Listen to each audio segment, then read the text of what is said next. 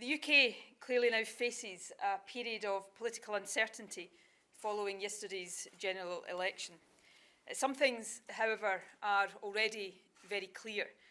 The Conservatives have lost their majority, and the Prime Minister has lost all authority and credibility. In Scotland, the SNP won this election. We have more seats than all of the other parties combined. And I want today to thank all those who have once again placed their trust in the SNP. We will endeavour every single day to repay that trust.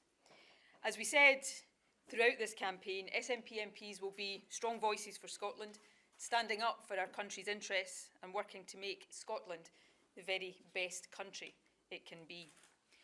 However, it is an inescapable fact that we also suffered some bitterly disappointing losses last night.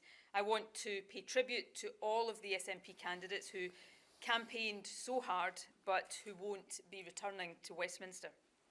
In particular, I want to pay tribute to Angus Robertson, a politician and parliamentarian of immense stature, who week after week held the Prime Minister to account, providing the scrutiny that the official opposition in the House of Commons failed to do. And I want to also make particular mention of Alex Salmond, my friend and mentor for almost 30 years, and without a shadow of a doubt, the giant of modern Scottish politics, someone who has devoted his life to serving this country. Both Angus and Alec and all of the other defeated SNP candidates still have so much to offer to public life, and I very much look forward to their continuing contributions. In 2015, the SNP achieved an exceptional, perhaps once in a century result. Traditionally in Westminster elections, the SNP is squeezed by the main UK parties. Indeed, in this campaign, we have seen the return of a dominant two-party system in England. This makes the SNP's achievement of winning a clear majority of seats in Scotland all the more remarkable. However, as we do after all elections, we will reflect on these results, we will listen to voters, and we will consider very carefully the best way forward for Scotland, a way forward that is in the interests of all Scotland.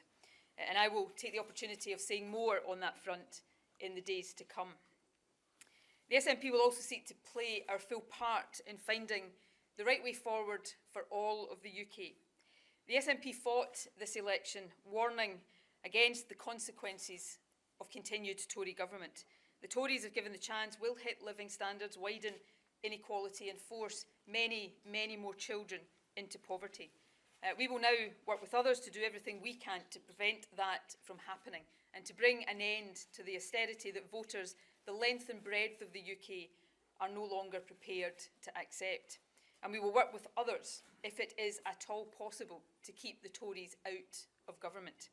We have always said that we would work in alliance with others to promote progressive policies to build a fairer country. We stand ready to play our part in that alliance. And it is needed now more than ever.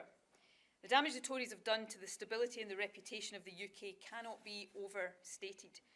In less than a year, they have caused chaos on an industrial scale. They recklessly forced through an EU referendum. They then embarked on a disastrous Brexit strategy, deciding to remove Scotland and the UK from the single market with no idea and no plan for what would come next.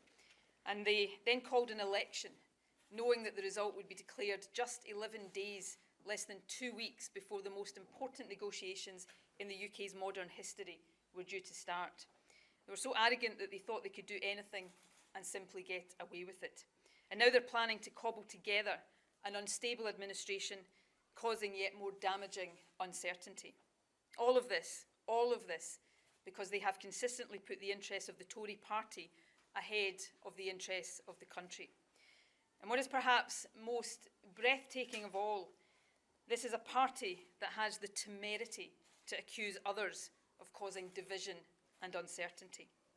It simply can't go on. Instead, there must now be an attempt to find consensus and to bring people together. Last night has shown that the reckless Tory pursuit of a hard Brexit must be abandoned. The clock on the Article 50 negotiations is ticking. It is no longer acceptable to proceed without a coherent plan. So I'm appealing to MPs from all parties to join together to keep the UK and Scotland in the European single market. By doing so, we can protect jobs, preserve our relationship with Europe, and bring some order to these negotiations. Finally, let me say this directly to the people of Scotland. In the coming weeks and months ahead, the Scottish Government will continue to provide the stable, effective government that our country needs. Amongst our other priorities, we will carry on with our reforms to education, support our NHS to meet the challenges of rising demand, and take the next steps in building a new social security system with dignity at its heart. As First Minister, it is my job and my duty to govern in the interests of everybody in Scotland. I know that in these times that is more important than ever, and it is exactly what I and my government will work to deliver.